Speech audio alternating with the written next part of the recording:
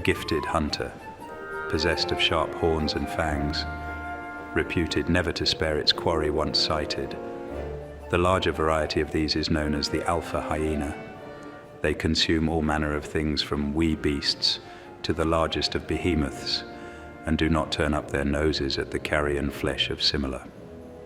The horns growing from their snouts are used to impale larger opponents and are sharp as well-honed blades.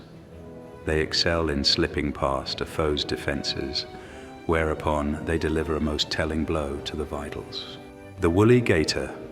Formerly inhabiting tropical climes, the bodies of these fierce predators have begun to adapt to deteriorating climatic conditions by growing a thick coat of spindly hair.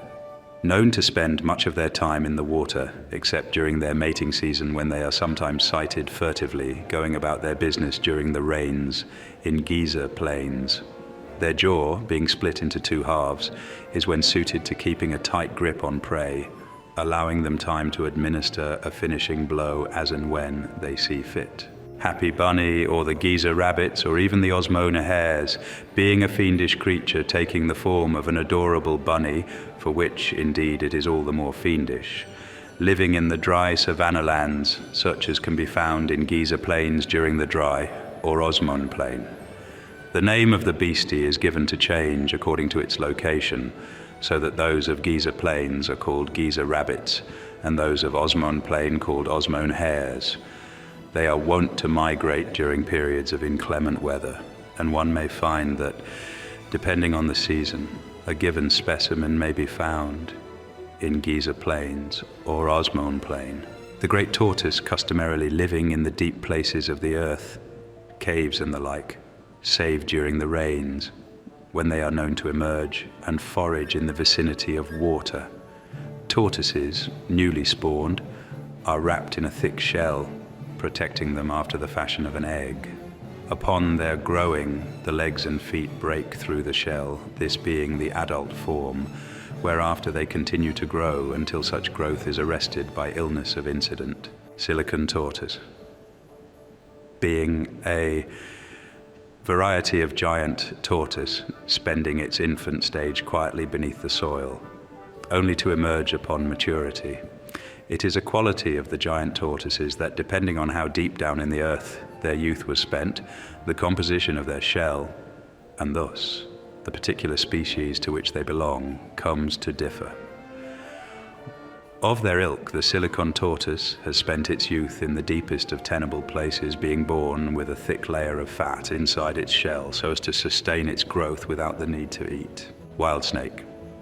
Being a curious creature, having a serpentine body wherefrom grow 6 blades, they are known to dig holes in the ground and to lie in wait for prey therein.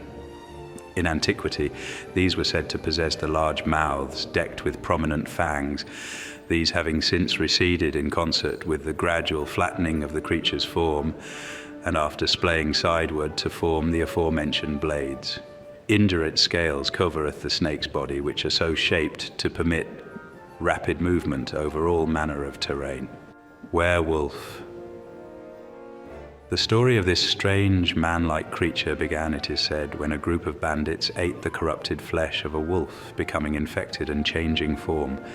Indeed, like the wolf, these afflicted beings are known to feed with relish upon rotting meat.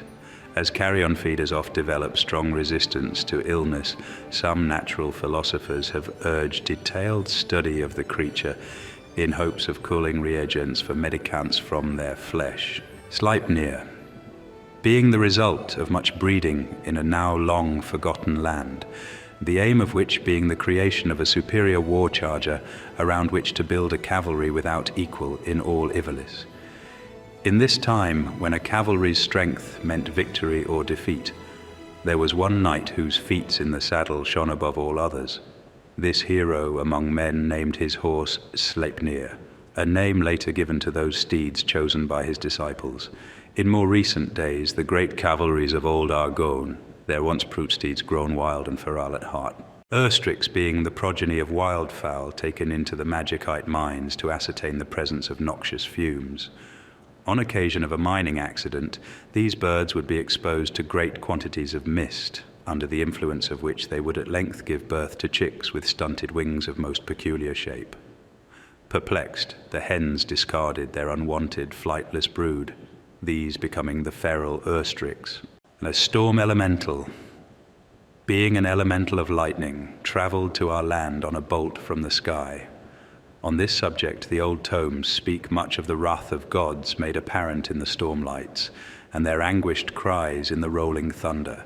Even today, when knowledge of the elementals and the natural order in which they occur in widespread, these superstitions endure, such that many disdain harnessing the power of the bright element, fearing to profane the teaching of the gods. These sacred activities are reserved for and entrusted to priests of the highest orders. Slaven, valued through much of history for their size and great locomotive power as beasts of burden, recent advances in transport technologies have seen this noble beast fall by the wayside. Rare have their trainers becoming withal, such that only a few still remain alive in Evilis today. While some argue that the breed should be preserved as part of our cultural heritage, most modern specimens are thoroughly feral, beyond pacification by even a skilled trainer. Mardu entity. Tales of the people speak oft of the wrathful gods visiting man with lightning, and the remorseful gods weeping the rain that follows. For this did peasants once light fires, sending smoke up to the heavens in hops it would cause the eyes of the gods to water, irrigating their crops. Yet these fires did naught but incur once more the gods' wrath, and in a rage they send rainless lightning down to blast and scorch those who had offended. It is said these bolts gave birth to the Mardu entity,